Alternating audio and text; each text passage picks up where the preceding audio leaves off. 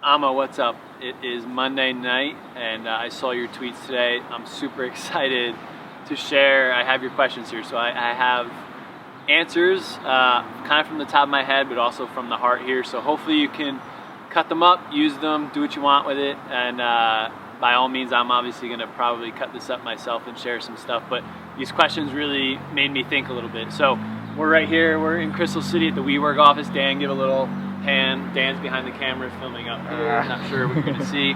This is the garden they're growing. We figured it's like 6:30, be a nice night to come out and shoot this little quick video diary. So here we go.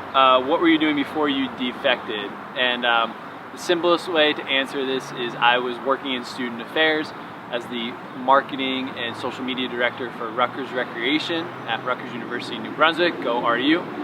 And I spent about 7-8 years in some form of higher education, student affairs, student leadership, recreation, marketing, special events, and loved every minute of it. And going kind of to the next question is what factors, internal, external, contributed to the change to eventually make me want to leave student affairs and higher ed. I would say it was really 50% internal and 50% external. And to even give context, maybe some people are going to stumble upon this video depending how you cut this up, Amma, is I've been out of student affairs since October of 2014, so just a little bit shy of about a year and a half, so almost 2 years coming up. And I've been doing three things. I'm the founder of the Niche Movement. I am a digital storyteller, and we actually are building our own agency here in DC, helping other organizations tell their story through photo, video, and social media.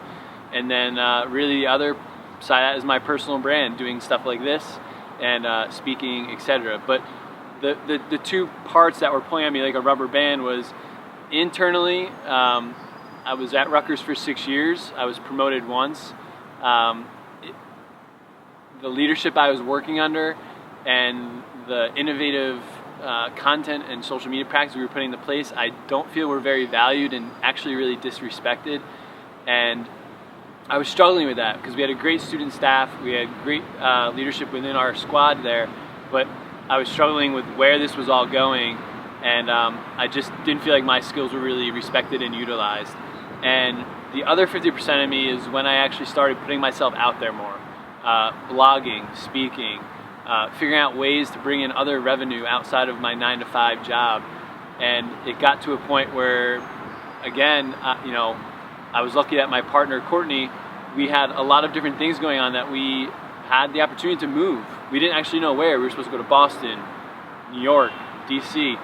And all of a sudden we were able to sell our house and go to DC. And a week prior to that, left my job, gave my 2 weeks notice, and that was all she wrote. So that was kind of like that Band-Aid effect. But there was these two internal and external forces. Part of me telling me, do it, don't do it. The other part of me saying, leave Rutgers and go do it. So it was super tough. 2013 to 14 was probably mentally the toughest part of my life to figure out what I wanted to do. So the next one is, what are your favorite and least favorite parts about what you do now? Favorite parts, getting to decide that, hey, at 6:30 I want to come out here and film content.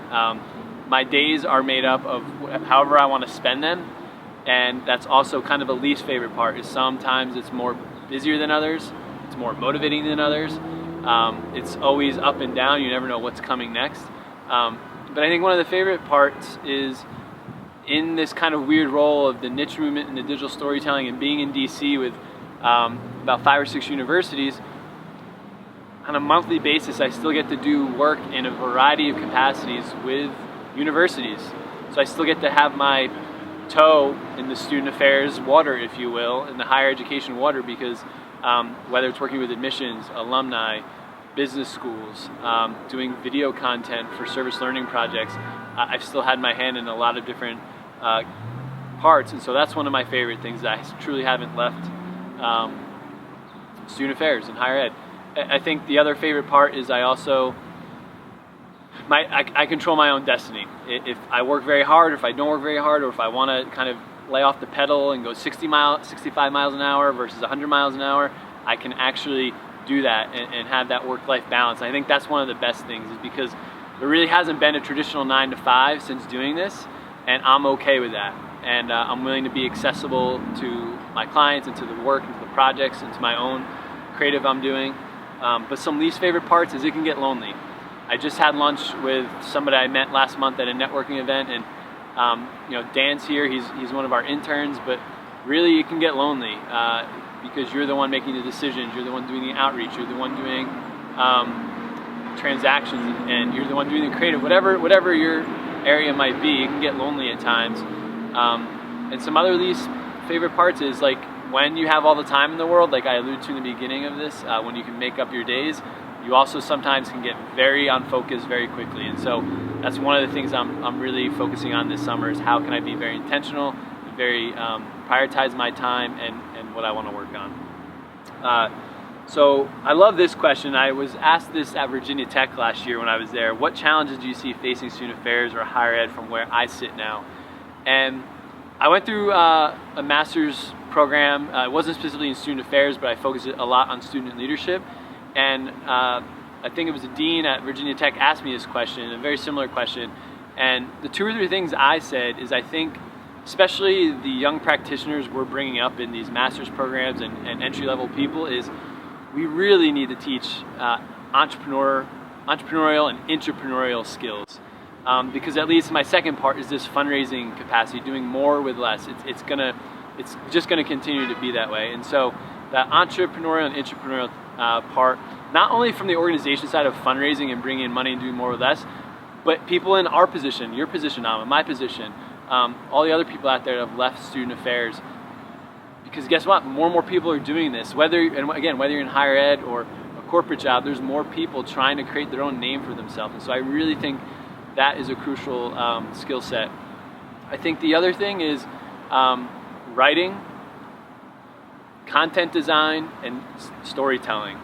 I mean, just picking up an iPhone here and creating content. I really think the copywriting piece and how to tell your story and communicate with the students on your campus, as well as the initiatives you're doing to share your success, those are tremendously big. And I know we're very grounded in theory and education and history, but I think those are the 2 areas I would say we need to really up our game in.